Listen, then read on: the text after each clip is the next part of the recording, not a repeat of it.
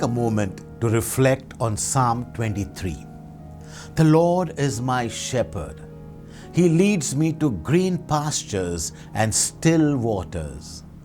My cup overflows. Indeed, there is a tranquil aspect to being a Christian, one that brings peace and comfort. However, this gospel passage from Luke disrupts that sense of spiritual calm. The comforting notion of a peaceful faith is suddenly challenged by Jesus' startling words. Many believers have found themselves taken aback and confused by his message. What about you? How do these words resonate with you? Jesus says, "If anyone comes to me and does not hate his own father and mother, wife and children, brothers and sisters, yes, even his own life, he cannot be my disciple." What do you make of this challenging statement? These words lead us directly to what we can consider the essence of being a Christian.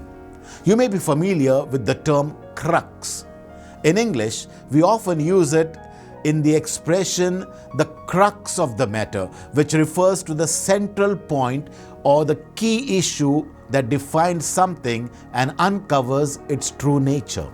It's noteworthy that the word crux is identical in spelling to the Latin term for cross. In Latin, crux literally means cross. When we discuss the essence of being a Christian, we are not merely addressing the core issue, but using the term crux, we imply that this essence is intrinsically linked to the concept of the cross. This connection suggests a sense of being crucified and hints at the painful aspects of faith.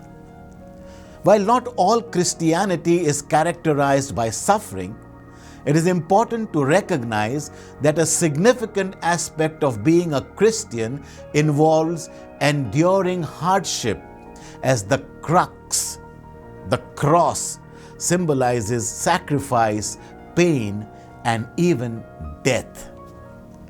So what is this challenging aspect, the crux, that Jesus refers to? What compels him to shockingly suggest that we should be willing to forsake our fathers, mothers, spouses, children, and other family members? What is it that requires us to be prepared to relinquish everything?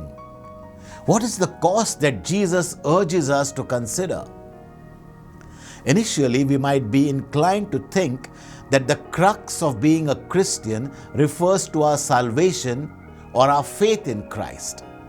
However, upon closer examination, we must recognize that our salvation and faith do not require any cost, pain, or personal sacrifice on our part. Sound Christian doctrine teaches us that Christ endured all the suffering, took on all the burdens, and carried the cross for us.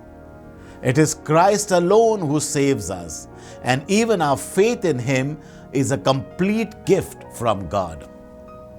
This leaves us still pondering the true essence of being a Christian. Throughout this discussion, Jesus does not explicitly define what this crux is. However, I believe that the second reading for today sheds light on this crucial matter. This is likely the reason why it is paired with the gospel reading of today. So let us now examine that second reading. Now this reading is quite unique because the book of Philemon consists of only a single chapter, making this reading encompass almost the entire chapter, excluding the last two verses. Within this poignant narrative, we find a profound illustration of what it truly means to be a Christian. So what is this story about? It revolves around three key figures: the Apostle Paul, his friend Philemon, and a servant named Onesimus, who worked in Philemon's household. However, it is important to note that Onesimus was more than just a servant. He was actually a slave in Philemon's home. Despite Philemon being a Christian, he still adhered to the Roman tradition of keeping slaves in his household. Throughout the Roman Empire, millions of individuals lived as slaves, completely at the mercy of their masters. Onesimus was accused of stealing something valuable from Philemon's household, which prompted him to flee in fear of the repercussions. Remarkably, he ended up in the bustling city of Rome, where he eventually met the Apostle Paul, who was imprisoned there. As a devoted missionary, Paul shared the Christian faith with Onesimus, leading to his conversion. However, Paul understood that he could not keep Onesimus with him forever. He encouraged Onesimus to return to Philemon, his former master, believing it would be the best decision for him. To ease the situation, Paul wrote a letter to Philemon, urging him to welcome Onesimus back with forgiveness and compassion. Paul emphasized that Onesimus was now a Christian and should be regarded as a brother in faith. Paul strengthens his appeal by offering to repay any debts or losses that Onesimus may have incurred through his theft. With such a heartfelt request coming from the Apostle Paul, how could Philemon possibly refuse to welcome his former slave back with kindness? It is reasonable to believe that Onesimus returned to Philemon and in some way found happiness in his new circumstances. And that's where the story ends. Now, this story, I believe, captures the essence of what it means to be a Christian. It centers on Philemon's choice to extend a hand of acceptance and forgiveness to someone who had wronged him, even though from a legal or societal standpoint, he might not have been obligated to do so. This decision was undoubtedly difficult and involved a sacrifice akin to bearing one's own cross, as Philemon may have felt a strong urge to retaliate against Onesimus. This illustrates the Christian calling to embrace others not because they merit it, but because we understand that Christ died for them as well. Ultimately, it challenges us to set aside our pride, a task we all know can be incredibly painful. The story of Philemon echoes the teachings of Jesus. Love your enemies, turn the other cheek. If your brother wrongs you, go to him and resolve the issue. Following these teachings often brings pain for many of us. This is why Jesus cautions us in the gospel, saying, "Sit down and count the cost." Indeed, this kind of discipleship may require us to give up everything, even our very selves. Jesus himself exemplifies the very qualities he asks of us. Consider his ultimate moment of sacrifice on the cross. While he certainly endured intense physical suffering, the deeper agony may have stemmed from summoning the last remnants of love to bless his executioners with the words, "Father, forgive them, for they do not know what they are doing." This reminds me of a similar story. Immaculée Libagiza, a Tutsi woman, survived the 1994 Rwandan genocide by hiding in a small bathroom with several other women for 91 days. During this terrifying time, she turned to prayer and her Christian faith to cope with the trauma and fear surrounding her. After the genocide, Immaculée faced the daunting task of forgiving those responsible for the deaths of her family, including her parents and brothers.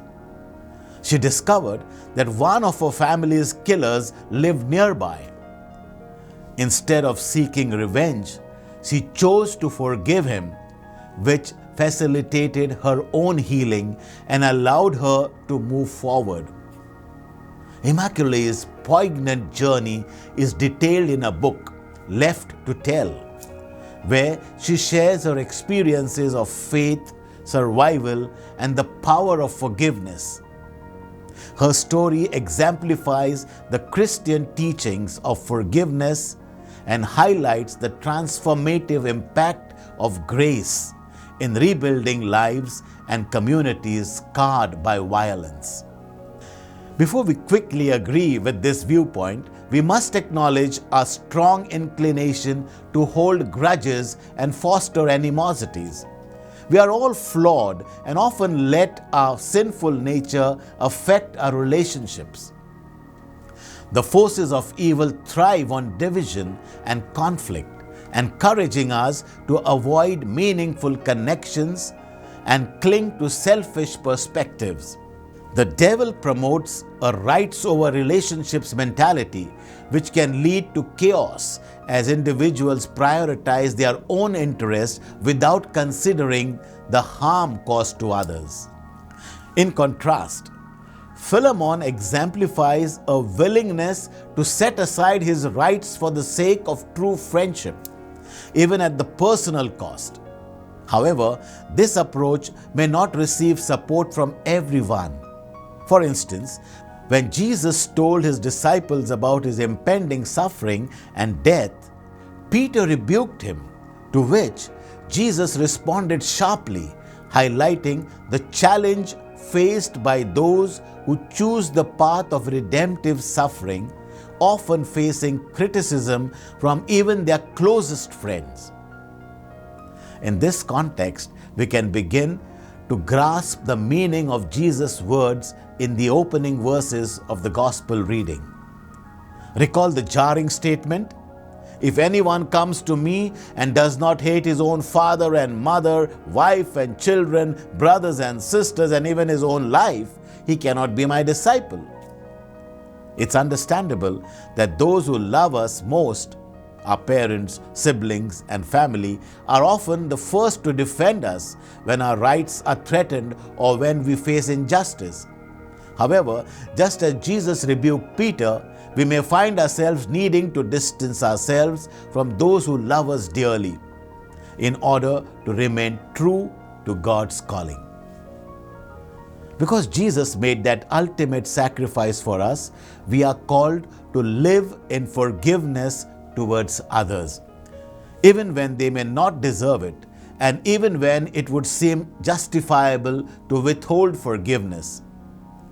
This essence of compassion and grace is at the heart of being a Christian. May God grant you the strength to carry such a burden. May Jesus Christ be praised.